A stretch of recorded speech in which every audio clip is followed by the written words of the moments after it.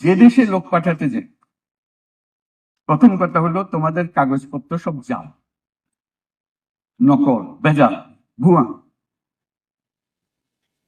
বাংলাদেশ বিখ্যাত হয়ে গেছে সারা দুনিয়াতে শুধু ভুয়া কাগজের জন্য। আমাকে ইউএইর মিনিস্টার বলতে আমি নিজে সাক্ষী যে মহিলার সঙ্গে আমি আলাপ করলাম, সে বললো সে ডাক্তার। বেশভূষায় দেখলাম, কারণ তারা নিয়ে অনেক কথা উঠছে, বেশভূষায় দেখলাম কত গৃহকর্মী হতে পারে সে, ডাক্তার তো হবার কোনো কথা প্রশ্ন হলো না।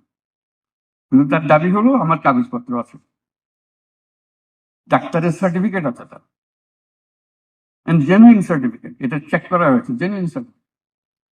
অবশেষে তারা বাংলাদেশ থেকে লোক নেওয়া বন্ধ করলো।